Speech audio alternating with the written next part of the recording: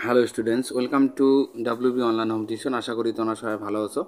তো আজকে আমি তোমাদের সাথে শেয়ার করব পশ্চিমবঙ্গ মধ্যশিক্ষা পর্ষদের অষ্টম শ্রেণীর Ryan Martin English question bank solve 2025। তো আজকে আমি যে পেজটি আলোচনা করব ইংরেজির দ্বিতীয় পর্যায়ক্রমিক মূল্যায়নের মডেল কোশ্চেন পেপার 9 মহিষাদল রাজ হাই স্কুল। তো পেজ নম্বর হলো 232।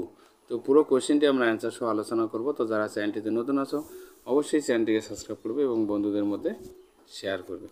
আর যারা আগের বা পরের ভিডিওগুলি দেখতে চাও তো অবশ্যই ভিডিওটির ডেসক্রিপশন বক্সে প্লেলিস্টের লিঙ্ক দেওয়া আছে, তো তোমরা সেখানে গিয়ে আগের বা পরের ভিডিওগুলি দেখে আসতে পারো। তো এই দাগের feel in the chart with information from the above extract. তো এই পয়েম থেকে আমরা এই কোশ্চেন আনসারগুলি খুঁজে নিয়ে লিখব।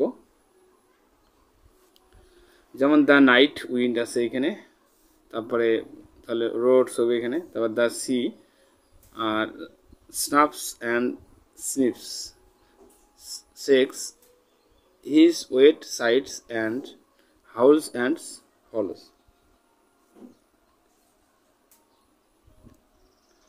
তো এরপরে দেখো বি দাগের এখানে চারটি পূরণ করার পর বি দাগের এখানে টিএফ বসাবো আমরা। তো the cloud is described as stormy in the poem. কবিতায় মেঘকে ঝড়ো হিসেবে বর্ণনা করা হয়েছে, এটা অবশ্যই ট্রু হবে, টি লিখবো। তো the moon rocks in the stormy cloud. এরপরে দেখো দুইয়ের দাগের the sea shakes his wet side against the beach. তো সমুদ্র সৈকতের বিরুদ্ধে তার ভেজা দিক কাঁপছে, তো এটা অবশ্য ফলস হবে। Shaking his wait sides over the clips. তো পাহাড়ের উপর দিয়ে তার ভেজা দিক কাঁপছে। তো এরপরে দেখো এখানে একটি সিন দেওয়া আছে, তো আমরা এই সিনটিরও কোশ্চেন অ্যান্সারগুলি এখন আলোচনা করব। তো প্রথমে এ দাগের complete the following sentence with information from the text থেকে আমরা ইনফরমেশনগুলি নিয়ে পূরণ করব। তো the statue stood in the middle of the town. মূর্তিটি শহরের মাঝখানে দাঁড়িয়েছিল। The swallow's friends had left for warm Egypt. সলোর বন্ধুরা উষ্ণ মিশরে চলে গিয়েছিল। The swallow was amazed because he saw teardrops beneath the statue eyes. তো সলো অবাক হয়ে গেল কারণ সে মূর্তির চোখের নিচে অশ্রুবিন্দু দেখতে পেয়েছিল। The swallow's jerks and jumps up suddenly after 5 seconds. Swallow 5 second পরে হঠাৎ যেন লাফিয়ে উঠে। এরপরে বি দাগের আলোচনা করবো answer the following question. Why was the happy Prince crying. তো সুখী রাজপুত্র কেন কাঁদছিলেন? তো because he could see the poor people and all the ugly things in his land. তো কারণ সে দরিদ্র মানুষ এবং তার দেশের সমস্ত কুৎসিত জিনিস দেখতে পেত, এই কারণে কান্না করছিল। Where did the swallows find a shelter. Swallow কোথায় আশ্রয় পেয়েছিলেন? তো the swallow found shelter between the feet of the golden statue. তো শ্যালো সোনার মূর্তির পায়ের মাঝখানে আশ্রয় পেয়েছিল। এরপরে number 3, where did the happy prince live all his life. সুখী রাজপুত্র সারা জীবন কোথায় ছিলেন? এটি প্রাসাদে ছিলেন, ইন এ প্লেস হবে। Who is the writer of this text. এই লেখার লেখকটিকে অস্কার ওয়াইল্ড। এরপরে দেখো এখানে একটি আনসিন দেওয়া আছে, তো পুরো আনসিনটি আমরা বাংলা মানের সহ একটু আলোচনা করব, তারপরে কোশ্চেন আনসারগুলি। Okay. Sister Nivedita was known as Margaret Elizabeth Noble in her earlier life. তো ভগিনী নিবেদিতা তার প্রথম জীবনে মার্গারেট এলিজাবেথ নোবেল নামে পরিচিত ছিলেন। She was born on October 28, 1867 in Ireland. 1867 সালের 28শে অক্টোবর আয়ারল্যান্ডে তার জন্ম হয়। শি ওয়াজ এ টিচার, তিনি ছিলেন একজন শিক্ষিকা। Author and social activities. তো তিনি একজন শিক্ষিকা, তার পাশে লেখিকা এবং সমাজকর্মীও ছিলেন। After finishing her studies she had to live in London for her teachings profession. তো পড়াশোনা শেষ করার পর শিক্ষকতা পেশার জন্য তাকে লন্ডনে থাকতে হয়েছিল। There she mate Swami Vivekananda in 1895। তো 1895 সালে সেখানেই তিনি স্বামী বিবেকানন্দের সাথে দেখা করেন। She very much like his religious teachings and became his disciples. তো তিনি তার ধর্মীয় শিক্ষাকে খুব পছন্দ করতেন এবং তার শিষ্য হন। She came to Calcutta, India in 1898 with him for giving her service to the upliftment of Indian women. তো ভারতীয় নারীদের উন্নয়নে তার সেবা করার জন্য তিনি 1898 সালে তার সাথে কলকাতায় আসেন। তো Swami Vivekananda gave her the name Nivedita, that means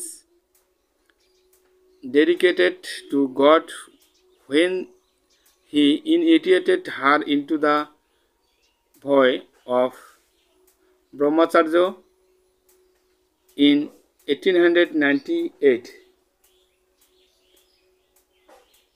তো 1898 সালে স্বামী বিবেকানন্দ যখন তাকে ব্রহ্মচর্যের ব্রত গ্রহণ করান তখন তিনি তাকে নিবেদিতা নাম দেন আর কি, যার অর্থ ঈশ্বরের প্রতি নিবেদিত প্রাণ। She wanted to educate girls who were deprived of even basic education. তিনি মৌলিক শিক্ষা থেকে বঞ্চিত মেয়েদের শিক্ষিত করতে চেয়েছিলেন। In November 1898, she opened a girls' school in the Bagbazar area of North Calcutta. তো 1898 সালের নভেম্বরে তিনি উত্তর কলকাতার বাগবাজার এলাকায় একটি বালিকা বিদ্যালয় খোলেন। During the plug epidemic in Calcutta in 1899, she nursed and took care of the poor patients. তো 1899 সালে কলকাতা প্লেগ মহামারীর সময় তিনি দরিদ্র রোগীদের সেবা করতেন। তো এরপরে দেখো এই দাগে চুজ দ্য কারেক্ট অল্টারনেটিভ। তো in earlier life Nivedita was by professions a teacher. তো প্রাথমিক জীবনে নিবেদিতা পেশায় ছিলেন একজন শিক্ষক। নিবেদিতা মেট স্বামীজি ইন লন্ডন। তো নিবেদিতার সাথে স্বামীজির দেখা হয়েছিল কোথায়? লন্ডনে। নিবেদিতা ওয়াজ বাই বার্থ অ্যান আইরিশ। তো নিবেদিতা জন্মসূত্রে ছিলেন একজন আইরিশ। চারের দিকে Nivedita came to India. Nivedita ভারতে আসেন for the development of women, নারী উন্নয়নের জন্য। তো এরপরে বি দাগের এখানে টিএফ বসাবো। Nivedita was born before the independence of India. তো নিবেদিতা ভারতের স্বাধীনতার আগে জন্মগ্রহণ করেছিলেন, এটা অবশ্যই ট্রু হবে, টি লিখবো। Swami Vivekananda opened A school for girls education. Swami Vivekananda মেয়েদের জন্য একটি স্কুল খুলেছিলেন আর কি, এটা অবশ্য ফলস হবে। এরপরে দেখো সি দাগের answer the following question. What is the meanings of Nivedita? নিবেদিতার শব্দটির মানে বা অর্থ কী? ডেডিকেটেড টু গড মানে ঈশ্বরের প্রতি নিবেদিত প্রাণ। হোয়ার and when did Nivedita move along with Swamiji. তো নিবেদিতা কোথায় এবং কখন স্বামীজির সাথে চলে আসেন? তো টু কলকাতা ইন 1898, 1898 সালে কলকাতায়। তো what made Margaret Elizabeth Noble becomes a disciples of Swami Vivekananda.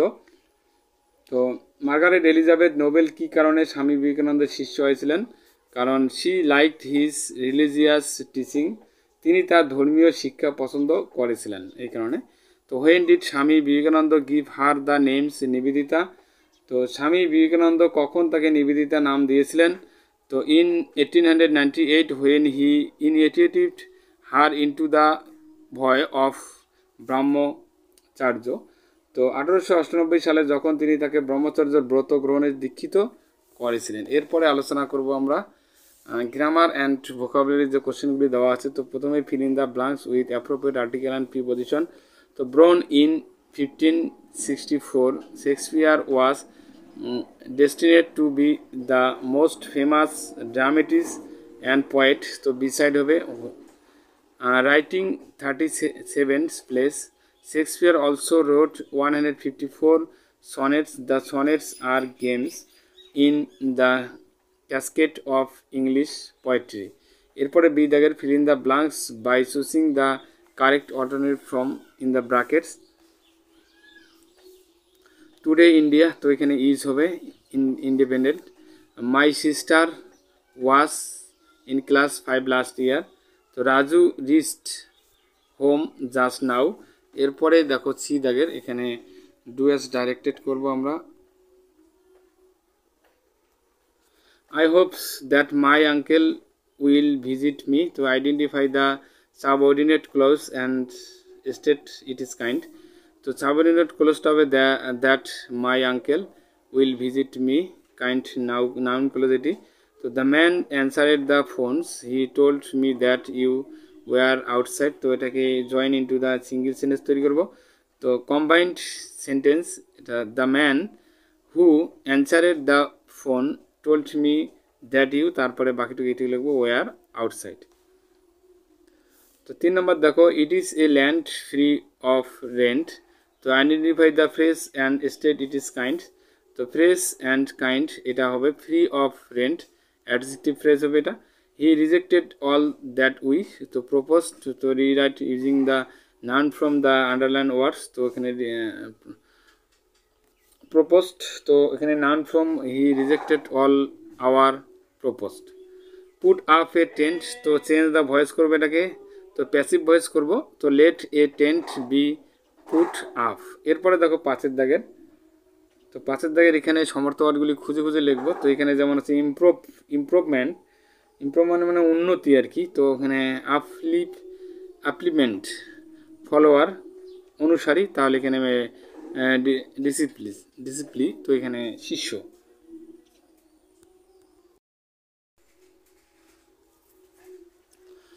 তো write a dialogue between a teacher and the principal of school about the importance of extra curricular activities. তো পাঠ্যক্রম বহির্ভূত কার্যকলাপের গুরুত্ব সম্পর্কে একজন শিক্ষক এবং অধ্যক্ষের মধ্যে একটি সংলাপ এখানে আলোচনা করতে হবে। তো এই dialogue between the teacher and the principal about the importance of extra curriculum activities. তো এখানে কোশ্চেনটা আবার লেখা হয়েছে, তো এটা লিখতে হবে না। তো টিচার থেকে আমরা শুরু করব। টিচার, তো good morning sir, I would like to talk about incorporating more extracurricular activities into our school schedules. তো শুভ সকাল স্যার, আমি আমাদের স্কুলের সময়সূচিতে আরও পাঠ্যক্রম বহির্ভূত কার্যকলাপ অন্তর্ভুক্ত করার বিষয়ে কথা বলতে চাই। তো principal, good morning, yes please go ahead. শুভ সকাল, হ্যাঁ দয়া করে এগিয়ে যান। টিচার বলল, I believe activities like debates, music, art and sports are essential for the all round developments of students. তো আমি বিশ্বাস করি বিতর্ক, সঙ্গীত, শিল্পকলা এবং খেলাধুলার মতো কার্যকলাপ শিক্ষার্থীদের সার্বিক বিকাশের জন্য অপরিহার্য। তো প্রিন্সিপাল বলল, I agreed they help improve leaderships, team work and communications skills.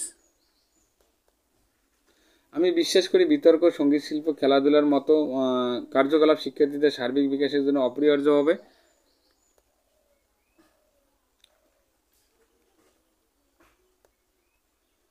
তো আমি একমত, এগুলি নেতৃত্ব, দলগত কাজ এবং যোগাযোগ দক্ষতা উন্নত করতে আবার সাহায্য করবে। টিচার বলল, also this activities help reduced streets and improve students agreement.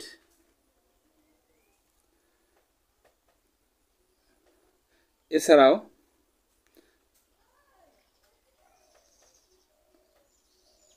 এই কার্যকলাপগুলি চাপ কমাতে এবং শিক্ষার্থীদের অংশগ্রহণ উন্নত করতেও আবার সাহায্য করবে প্রিন্সিপাল। তো that's a valid point. We will soon enhance inter class competition and club activities.